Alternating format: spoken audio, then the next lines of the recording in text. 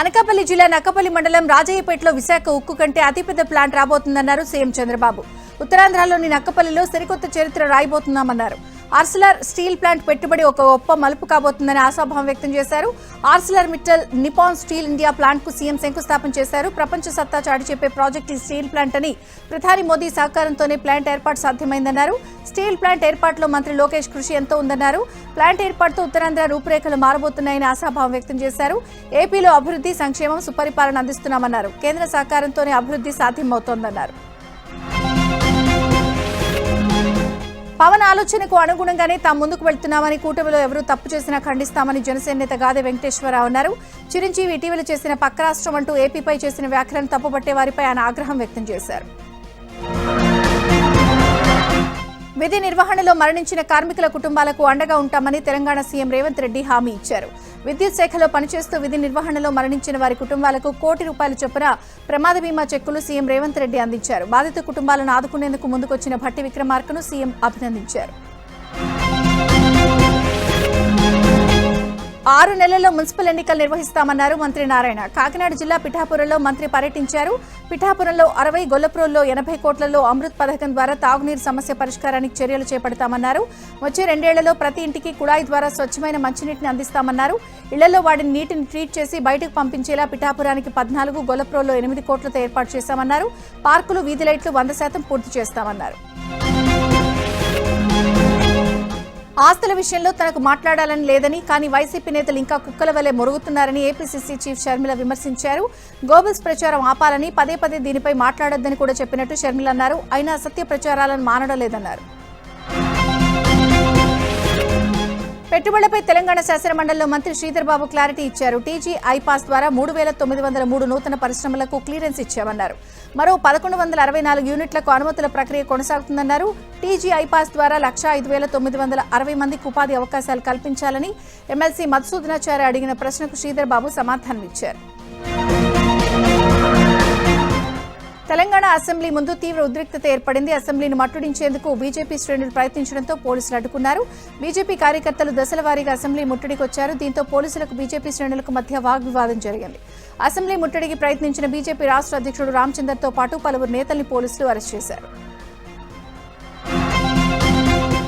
నెల్లూరు జిల్లా అనంతసాగరంలో మంత్రి ఆనం రామనారాయణ రెడ్డి పర్యటించారు. వడగళ్ల వర్షాలతో గుడిగంట, చిలకమర్రి, కామిరెడ్డిపాడు తదితర గ్రామాల్లో దెబ్బతిన్న పంటల్ని మంత్రి పరిశీలించారు. ఈ సమయంలో పలువురు రైతులు తమకు జరిగిన నష్టాన్ని మంత్రి వివరిస్తూ బోరును విలిపించారు. దీంతో మంత్రి భావోద్వేగానికి లోనయ్యారు.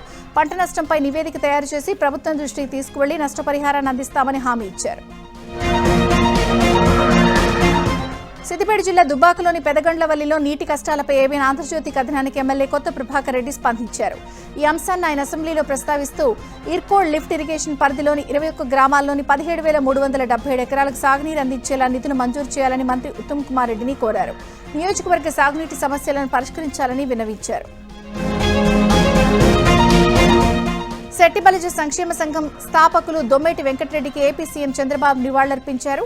సామాజిక విప్లవ నాయకులు, శెట్టి బలిజ సంక్షేమ సంఘం స్థాపకులు దొమ్మేటి వెంకటరెడ్డి జయంతి సందర్భంగా ఆయన చిత్రపటానికి పూలమాల వేసి శ్రద్ధాంజలి ఘటించారు. శెట్టి బలిజ సంక్షేమ సంఘం ఏర్పాటుతో బలహీన వర్గాల ఆత్మగౌరవ జ్యోతి వెలిగించిన మహనీయులుగా కొనియాడారు. ఆయన చేసిన సామాజిక సేవలకు గుర్తుగా దొమ్మేటి వెంకటరెడ్డి గారి జయంతిని రాష్ట్ర ప్రభుత్వం అధికారికంగా నిర్వహిస్తోందన్నారు. దేశ స్వాతంత్ర్యానికి పూర్వమే సామాజిక సేవతో పాటు శెట్టి బలిజల అభ్యున్నతికి కృషి చేసి అందరి గుండెల్లో నిలిచారన్నారు. చదువుతోనే సాధికారిత అనే సత్యాన్ని, విద్యా ప్రాముఖ్యతను ఆ రోజుల్లోనే చాటి చెప్పారని సీఎం అన్నారు. ఎమ్మెల్యే దానం నాగేంద్రకు తెలంగాణ హైకోర్టు నోటీసులు ఇచ్చింది. అసెంబ్లీ స్పీకర్ గడ్డం ప్రసాద్ దానం పార్టీ మారలేదని ఇచ్చిన తీర్పును సవాల్ చేస్తూ బీజేపీ ఎమ్మెల్యే మహేశ్వర్ రెడ్డి కోర్టులో పిటిషన్ వేశారు. దానం 4 వారాల్లోగా వివరణ ఇవ్వాలని హైకోర్టు ఆదేశించింది. దీనిపై విచారణ వచ్చే నెల 16న వాయిదా వేసింది. స్పీకర్ కూడా న్యాయస్థానం నోటీసులు జారీ చేసింది. నెల్లూరు విక్రమసింహపురి యూనివర్సిటీతో National Institute of Ocean Technology NIOT కీలక ఎంఓయూ చేసుకుంది. దేశంలో 3 వర్సిటీలకు అవకాశం రాగా అందులో ఒకటి విఎస్ వర్సిటీ అవకాశం దక్కించుకుంది. మెరైన్ బయాలజీ విద్యార్థులకు ప్రతిష్టాత్మక సముద్రయాన్ మిషన్లో పాల్గొనే అవకాశం లభించింది. ఎన్ఐఓటీ 4.12 కోట్ల నిధులను వర్సిటీకి కేటాయించింది. విద్యార్థులకు 30 లక్షల స్కాలర్షిప్లను పంపిణీ చేసింది. విద్యార్థులు శాస్త్రవేత్తలుగా ఎదిగేందుకు, ఉత్తమ ఉద్యోగాలు పొందేందుకు ఈ ఎంఓయూ ఎంతో ఉపయోగపడుతుందని వర్సిటీ వైస్ ఛాన్సలర్ అల్లం శ్రీనివాసరావు అన్నారు. ఎంపీఎం గ్రూప్ సీఎండీ గిరీష్ మల్లసాని ఆధ్వర్యంలో స్థాపించిన సింపోజియం ప్రత్యేక elite forum vision video website ను రాష్ట్ర ఇంధన శాఖ ప్రత్యేక ప్రధాన కార్యదర్శి నవీన్ మిట్టల్ టీ హబ్ లో ప్రారంభించారు. యువతకు ఉపయోగపడే కార్యక్రమాలను చేపట్టాలని ఆయన సూచించారు. ప్రపంచంలో ప్రస్తుతం జరుగుతున్న యుద్ధాల ప్రభావం అందరిపై ఎంతో కొంత చూపిస్తోందన్నారు. దాన్ని అధిగమించేందుకు కేంద్ర రాష్ట్ర ప్రభుత్వాలు అన్ని చర్యలు తీసుకుంటున్నాయన్నారు. Varahi silver jewellery pre launch press meet ని ఐటీసీ కోహినూర్లో ఘనంగా నిర్వహించింది. వారాహి సిల్వర్ జ్యువెలరీ స్టోర్ ను మార్చి 28న కేపీహెచ్పీలో ప్రారంభించనున్నట్లు తెలిపారు. ఈ కార్యక్రమానికి అతిథులుగా హీరోయిన్ మీనాక్షి చౌదరి, హీరో తేజ సజ్జా పాల్గొన్నారు. వారాహి సిల్వర్ జ్యువెలరీ అధినేత మణిదీప్ హాజరయ్యారు. నూతన షోరూం ఓపెనింగ్ సందర్భంగా భారీ ఆఫర్లు ప్రకటించినట్లు తెలిపారు. ఈ ఆఫర్ ఏప్రిల్ 12 వరకు వర్తిస్తుందన్నారు. మెగా లక్కీ డ్రా ద్వారా కారు, ఫ్రిడ్జ్ గెలుచుకునే అవకాశం ఉందన్నారు. నాగర్ కర్నూలు జిల్లా కొల్లాపూర్లో బీఆర్ఎస్ సర్పంచ్లు నిరసనకు దిగారు. మంత్రి జూపల్లి కృష్ణారావు ఇలాకాలో తమకు న్యాయం జరుగుతుంది అంటూ వారు ఆరోపించారు. ప్రోటోకాల్ పాటించకుండా అవమానిస్తున్నారని మండిపడ్డారు. దీనిలో భాగంగా వారు కొల్లాపూర్ మండల పరిషత్ కార్యాలయాన్ని ముట్టడించారు. ఇందిరమ్మ ఇండ్లు, ప్రొసీడింగ్లు, కళ్యాణ లక్ష్మి, షాదీ ముబారక్ చెక్కులు గ్రామాల్లో అభివృద్ధి పనులకు సర్పంచులకు తెలియకుండా ఇస్తున్నారని ఆవేదన వ్యక్తం చేశారు. శ్రీరామనవమి రోజు భద్రాచలంలో సీతారాముల కళ్యాణమే జరపాలని సీనియర్ జర్నలిస్ట్ జ్వాల నరసింహారావు అన్నారు. సీతారాముల కళ్యాణం కాకుండా రామనారాయణుడు, మహాలక్ష్మి కళ్యాణం జరుపుతున్నారని ఆవేదన వ్యక్తం చేశారు. గోత్రనామాలు సైతం సీతారాములవి కాకుండా రామనారాయణుడు, మహాలక్ష్మి చెబుతున్నారని, దీనివల్ల భక్తుల మనోభావాలు దెబ్బతింటున్నాయని ఆయన అన్నారు. హైదరాబాద్లో శ్రీరామనవమి శోభాయాత్రకు పటిష్ట ఏర్పాట్లు చేస్తున్నట్లు సిపి సజ్జనార్ తెలిపారు. ఎలాంటి అవాంఛనీయ ఘటనలు జరగకుండా 3,000 మంది పోలీసులతో బందోబస్తు ఏర్పాటు చేస్తున్నట్లు వెల్లడించారు. విశాఖ జిల్లాలో జీడి రైతుల ఆవేదన అరణ్య రోదనగా మారింది. అకాల వర్షాలు, మంచు తెగుళ్లతో నిలువున మునిగిపోయామంటూ కన్నీరు పెడుతున్నారు. వాలాబులో గిరిజన రైతులు మెడకు ఉరితాళ్లు వేసుకుని అర్ధనగ్న ప్రదర్శనతో తమ దీనస్థితిని ప్రభుత్వానికి విన్నవించుకున్నారు. ఎకరాకు 40,000 రూపాయలు పెట్టుబడి పెట్టినా పైసా ఆదాయం లేక అప్పుల ఊబులో కూరుకుపోయామని ఆవేదన వ్యక్తం చేస్తున్నారు. ప్రభుత్వం స్పందించి ఎకరాకు 30,000 పరిహారం చెల్లించాలని, కేజీ జీడీకి 200 రూపాయల మద్దతు ధర ప్రకటించాలని డిమాండ్ చేస్తున్నారు. అమలాపురం కలెక్టర్ కార్యాలయం ఎదుట దళిత సంఘాల ఆందోళనకు దిగాయి. కుందాలపల్లి నిందితులను వెంటనే అరెస్ట్ చేయాలంటే వారు డిమాండ్ చేశారు. పి గన్నవరం మండలం కుందాలపల్లిలో దళితుడి అంతిమయాత్ర తమ ఇంటి ముందు నుంచి వెళ్లకుండా అడ్డుకున్న వారిని వెంటనే అరెస్ట్ చేయాలంటూ దళిత సంఘాలు డిమాండ్ చేశాయి. ఈ ఘటన జరిగి వారం రోజులైన అధికారులు నిందితులను ఎందుకు అరెస్ట్ చేయలేదని దళిత సంఘాల నాయకులు ప్రశ్నించారు. సాధారణంగా పనస చెట్టు 10 లేదా 20 కాయలు కాస్తుంది. కానీ శ్రీకాకుళం జిల్లా అక్కుపల్లి గురుకుల పాఠశాల ఆవరణలో ఓ పనస చెట్టుకు 150 కాయలు కాశాయి. ప్రతిరోజు పాఠశాలలో వినియోగించే సేంద్రియ వ్యర్థాలు, నీరు పుష్కలంగా లభ్యం కావడంతోనే ఈ ఏడాది అధిక దిగుబడి వచ్చిందని ప్రిన్సిపల్ ఈశ్వరరావు చెప్పారు. కాగా చెట్టుకు వచ్చిన పనస పళ్లు పిల్లలకు పంపిణీ చేస్తామని ప్రిన్సిపల్ తెలిపారు. AP deputy speaker Raghuram Krishnamraju custodial torture కేసులో ఐపీఎస్ సునీల్ నాయక్ విచారణ ముగిసింది. 8 రోజుల పాటు ఎస్పీ దామోదర్ విచారించారు. ఇవాళ జరిగిన విచారణ 7 గంటల పాటు కొనసాగింది. అయితే ఐపీఎస్ సునీల్ నాయక్ విచారణకు సహకరించలేదని తెలుస్తోంది. సునీల్ నాయక్ ముందస్తు బెయిల్ పిటిషన్పై హైకోర్టులో విచారణ జరిపింది. ఈ పిటిషన్కు విచారణ అర్హత లేదని సిఐడి తరపు న్యాయవాది సిద్ధార్థ్ అగర్వాల్ వాదించారు. మరోవైపు విచారణకు అర్హత ఉందని, ముందస్తు బెయిల్ ఇవ్వాలని సీనియర్ న్యాయవాది కపిల్ సిబల్ వాదించారు. ఇరు వర్గాల వాదనలు పూర్తి కావడంతో ఏప్రిల్ 6కు కేసును హైకోర్టు వాయిదా వేసింది. అంబేద్కర్ కోనసీమ జిల్లా ఆలమూరు మండలం పెదపళ్ల గ్రామానికి చెందిన రైతులు నిరాహార దీక్ష చేపట్టారు. తమ వద్ద నుంచి కొనుగోలు చేసిన పంట పొలాలకు నగదు చెల్లించకుండానే ఓఎన్జీసీ స్థలాల్లో నిర్మాణాలు చేపట్టడంపై రైతులు ఆగ్రహం వ్యక్తం చేశారు. దీంతో వారు ఓఎన్జీసీ సైట్ వద్ద నిరాహార దీక్ష చేపట్టారు. పనులు వెంటనే నిలిపివేసి తమకు రావాల్సిన బకాయిలను చెల్లించాలని వారు డిమాండ్ చేశారు. 3 ఏళ్ల నుంచి ఓఎన్జీసీ చుట్టూ తిరుగుతున్న కలెక్టర్, ఆర్డీఓ ఫిర్యాదు చేసినా ఫలితం లేకుండా పోతోందని వారు ఆవేదన వ్యక్తం చేశారు. వనపర్తి జిల్లా పానగల్ మండలం కేతేపల్లి హైస్కూల్లో పూర్వ విద్యార్థుల ఆత్మీయ సమ్మేళనం ఘనంగా జరిగింది. 2007-2008 విద్యా సంవత్సరానికి చెందిన 10th క్లాస్ విద్యార్థులు కలుసుకుని పాత జ్ఞాపకాలను నెమరవేసుకున్నారు. ఈ సందర్భంగా తమకు విద్యాబుద్ధులు చెప్పిన గురువులను సత్కరించారు. భర్తను కోల్పోయిన తోటి స్నేహితురాలికి 51,000 రూపాయలు అందజేసి ఆర్థికంగా అండగా నిలిచారు. ఇక నుంచి తమ మిత్రుల్లో ఎవరికి ఎలాంటి ఇబ్బందులు ఎదురైనా అందరూ మానవత్వంతో అండగా నిలవాలని నిర్ణయించారు. సాధారణంగా దేవుడి హుండీలో నగదు, బంగారం, విదేశీ కరెన్సీ లాంటివి భక్తులు సమర్పించడం చూస్తూ ఉంటాం. అయితే కర్మన్ ఘాట్ హనుమాన్ ఆలయ హుండీ లెక్కింపుల్లో వినూత్నంగా డూప్లికేట్ నోట్లు దర్శనమిచ్చాయి. అసలు నోట్లతో పాటు 100, 200, 500 డూప్లికేట్ నోట్లు బయటపడ్డాయి. ఇది చూసిన కొందరు దేవుడికి కూడా డూప్లికేట్ నోట్ల తిప్పలు తప్పడం లేదంటూ కామెంట్ చేస్తున్నారు. రంగారెడ్డి జిల్లా ఉపరపల్లిలోని పరమారెడ్డి హిల్స్ లో అక్రమ నిర్మాణాలపై అధికారులు ఉక్కుపాదం మోపారు. G+3 అనుమతులతో 5 అదనపు అంతస్తులు నిర్మించిన 6 భవనాల స్లాబ్లను పోలీసు బందోబస్తు మధ్య కూల్చేశారు. అయితే అసలు ఆ వెంచర్కి అనుమతులు లేవని స్థానికులు ఆరోపిస్తున్నారు. నిబంధనలు అతిక్రమిస్తే కఠిన చర్యలు తప్పవని అధికారులు హెచ్చరించారు. సిద్దిపేట జిల్లా గౌరారం రాజీవ్ రహదారిపై కాంగ్రెస్ బీఆర్ఎస్ శ్రేణుల మధ్య ఘర్షణ జరిగింది. కాంగ్రెస్ నేతలు అక్రమంగా మట్టి తరలిస్తున్నారంటూ బీఆర్ఎస్ కార్యకర్తలు వర్గంలో వాహనాలు అడ్డుకున్నారు. అయితే మైనింగ్ పర్మిషన్ తీసుకుని మట్టిని తీసుకెళ్తున్నామని కాంగ్రెస్ నేతలు చెప్పడంతో ఇరు వర్గాల మధ్య వాగ్వివాదం జరిగింది. పరస్పర తోపులాట్లు దాడులు చేసుకోవడంతో కాసేపు ఉద్రిక్తత ఏర్పడింది. పోలీసులు వెంటనే ఘటనా స్థలానికి చేరుకుని ఇరు వర్గాలను చెదరగొట్టారు. మరోవైపు దీనిపై ఇరు వర్గాలు పరస్పర ఫిర్యాదులు చేసుకున్నాయి.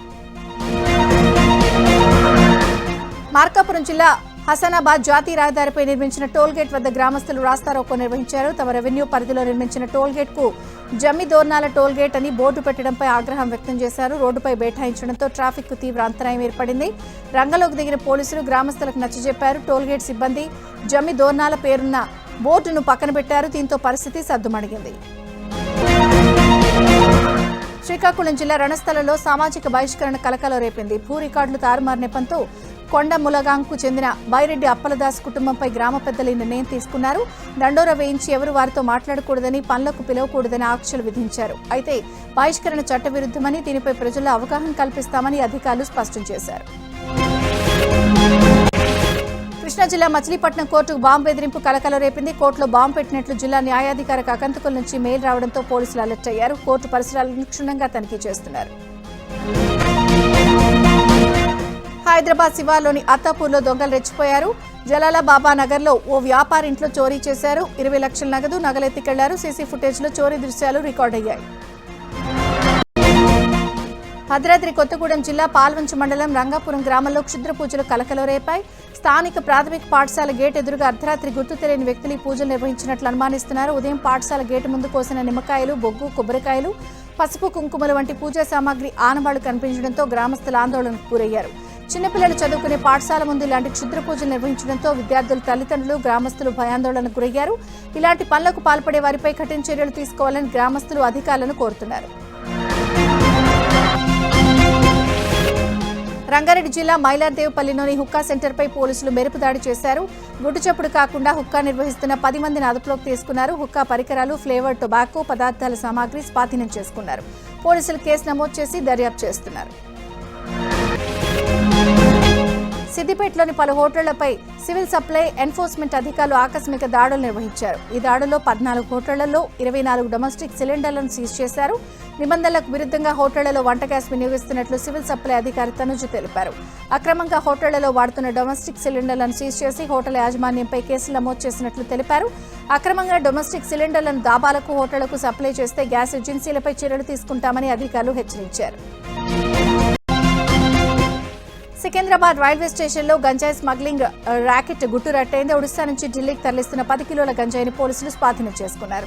ఇతర అంతరాష్ట్ర గంజాయి స్మగ్లర్లను అరెస్ట్ చేశారు. స్వాధీనం చేసుకున్న గంజాయి విలువ 5 లక్షల వరకు ఉంటుందని తెలిపారు. బెర్హాంపూర్ నుంచి విశాఖ ఎక్స్ప్రెస్లో సికింద్రాబాద్కు వచ్చిన స్మగ్లర్లు ఢిల్లీకి వెళ్లేందుకు వెయిటింగ్ హాల్లో ఉన్న సమయంలో తనిఖీలు చేపట్టగా గంజాయి గుట్టు బయటపడింది. భారత్లో పాకిస్తాన్ గూఢచారిని పోలీసులు అరెస్ట్ చేశారు. 2023 వరకు చబువా ఎయిర్ ఫోర్స్ స్టేషన్లో పనిచేసిన సుమిత్ కుమార్ యుద్ధ విమానాలకు సంబంధించిన సమాచారాన్ని పాకిస్తాన్కు చేరవేసినట్లు ఇంటెలిజెన్స్ అధికారులు గుర్తించారు. సోషల్ మీడియా అకౌంట్ల ద్వారా సమాచారాన్ని చేరవేసినట్లు రాజస్థాన్ పోలీసుల విచారణలో తేలింది. సుమిత్ కుమార్ను అరెస్ట్ చేసిన పోలీసులు జైపూర్లో అదుపులోకి తీసుకున్నారు. బెంగళూరులో రహదారులపై లగ్జరీ కారుతో ప్రమాదకరంగా స్టంట్లు చేసిన వీడియో వైరల్ గా మారింది. నగరంలోని అనిల్ కుంబ్లే సర్కిల్ వద్ద లాంబోర్గినీ కారు ప్రమాదకర రీతిలో డ్రిఫ్టింగ్ చేశారు. ఈ సమయంలో అక్కడున్న వారు వీడియోలు తీసే సోషల్ మీడియాలో పెట్టడంతో వైరల్ గా మారాయి. ఈ వీడియో వైరల్ మారడంతో పోలీసులు కేసు నమోదు చేశారు. ఈ కారు బెంగళూరు డాన్ ముత్తప్పరాయ్ కుమారుడు రిక్కీరాయ్ నివాసంలో ఉన్నట్లు పోలీసులు గుర్తించారు. బెంగళూరు మైసూరు జాతీయ రహదారిపై రోడ్డు ప్రమాదం జరిగింది. డ్రైవర్ నిద్రమత్తులోకి జారుకోవడంతో బస్సు డివైడర్ను ఢీకొట్టినట్లుగా తెలుస్తోంది. ప్రమాదంలో 9 ప్రయాణికులు మృతి చెందగా 2కి తీవ్ర గాయాలయ్యాయి. బస్సు కేరళ నుంచి బెంగళూరుకు వెళ్తుండగా ప్రమాదం జరిగింది. మృతులు కేరళకు చెందిన వారిగా గుర్తించారు. టీడీపీ మాజీ ఎమ్మెల్సీ ఆదిరెడ్డి అప్పారావుకు మరో మహిళకు జరిగిన ఫోన్ సంభాషణ వైరల్ గా మారింది. అత్తాకోడళ్లకు సంబంధించిన వివాదంలో బాధితురాలైన కోడలివై పాదిరెడ్డి అప్పారావు మధ్యవర్తిత్వం వహిస్తుండగా ఆయనతో అత్త ఫోన్లో మాట్లాడిన సంభాషణ వివాదానికి కారణమైంది. అయితే ఈ ఫోన్ ఆడియోపై బాధితురాలు స్పందించి తన భర్త నుంచి తనను దూరం చేయడానికి సొంత అత్తతో పాటు తన ఇంట్లో ఉంటున్న మరో వ్యక్తి ఎన్నో ప్రయత్నాలు చేశారని ఆరోపించింది. న్యాయం కోసమే తాను ఆదిరెడ్డి అప్పారావును కలిశారని బాధితురాలు చెప్పింది. పశ్చిమాసియాలో పరిస్థితులు ఆందోళనకరంగా ఉన్నాయన్నారు ప్రధాని మోదీ. భారత్ ఇంధన అవసరాలను పశ్చిమాసియా తీరుస్తోందని లోక్సభలో ప్రకటించారు. యుద్ధం మొదలైనప్పటి నుంచి ఇప్పటివరకు అనేక దేశాల అధ్యక్షుడు ప్రధానులతో మాట్లాడినట్లు మోదీ తెలిపారు. దేశవ్యాప్తంగా పెట్రోల్, డీజిల్, వంట గ్యాస్ కొరత లేకుండా చర్యలు చేపట్టామన్నారు. ఆయిల్, గ్యాస్, ఎరువుల సరఫరాకు హర్మూజ్ జలసంధి కీలకమన్న ప్రధాని ఇప్పటికే 53 లక్షల మెట్రిక్ టన్నుల పెట్రోల్ రిజర్వులు ఉన్నాయన్నారు. హర్మూజ్ నుంచి మరిన్ని నౌకలు భారత్కు వస్తున్నాయన్నారు. తమిళనాడు అసెంబ్లీ ఎన్నికలు దగ్గర పడుతూ ఉండడంతో ఎన్డీఏ కూటమి దూకుడు పెంచింది. సీట్ల పంపకాలపై చెన్నైలోని బీజేపీ, ఏఐడీఎంకే మధ్య చర్చలు జరిగాయి. ఈ సమావేశానికి Tamil Nadu BJP incharge Piyush, AIADMK నేత పళనిస్వామితో పాటు ఇతర పార్టీ నేతలు హాజరయ్యారు. కూటమిలో అన్ని పార్టీల మధ్య సీట్ల ఒప్పందం జరిగినట్లు సమాచారం. అలాగే డీజేపీ, ఏఐడీఎంకేకి చెందిన అభ్యర్థుల జాబితాను త్వరలో విడుదల చేస్తామని పళనిస్వామి తెలిపారు. మరోవైపు తమిళనాడు ఎన్నికల మేనిఫెస్టోను విడుదల చేస్తామని పళనిస్వామి స్పష్టం చేశారు. ఢిల్లీ అసెంబ్లీలో లెఫ్టినెంట్ గవర్నర్ వీకే సక్సేనా ప్రసంగాన్ని అడ్డుకున్నారు అనే ఆరోపణలతో నలుగురు ఆప్ ఎమ్మెల్యేలను సభ నుంచి సస్పెండ్ చేయడాన్ని నిరసిస్తూ ఆమ్ ఆద్మీ పార్టీ నిరసన వ్యక్తం చేసింది. మాజీ సీఎం అతిషి ఆధ్వర్యంలో ఆప్ నేతలు ర్యాలీగా వచ్చారు. బీజేపీ ప్రభుత్వం ప్రతిపక్షం గొంతు నొక్కేస్తోందని అతిషి ఆగ్రహం వ్యక్తం చేశారు. ఇది ఏ ప్రజాస్వామ్యం అని ప్రశ్నించారు. ప్రతిపక్షానికి మాట్లాడే అవకాశం కూడా ఇవ్వనప్పుడు అసెంబ్లీ సమావేశాలను ఎందుకు నిర్వహిస్తున్నారని ప్రశ్నించారు. పశ్చిమ గోదావరి జిల్లా భీమవరం ఎస్ఆర్కేఆర్ ఇంజనీరింగ్ కళాశాల ఇండోర్ స్టేడియంలో జరిగిన రామకృష్ణరాజు బాక్సింగ్ ట్రోఫీ 2026 పోటీల్లో ఉమెన్స్ ఓవరాల్ ఛాంపియన్లుగా ఢిల్లీ క్రీడాకారుల బృందం నిలిచింది. జాతీయ స్థాయి అండర్-23 మెన్, ఉమెన్ బాక్సింగ్ ఛాంపియన్షిప్ పోటీలు గత 4 రోజులుగా జరుగుతున్నాయి. మహిళల విభాగంలోని ఢిల్లీ జట్టు ప్రథమ స్థానంలో నిలవగా పంజాబ్ బాక్సర్లు ద్వితీయ స్థానంలో నిలిచారు. విజేతలకు బాక్సింగ్ అసోసియేషన్ జాతీయ అధ్యక్షుడు Rakesh Mishra, AP amateur boxing association అధ్యక్షుడు సాగి రామకృష్ణ నిశాంత్ వర్మ బహుమతులను అందజేశారు.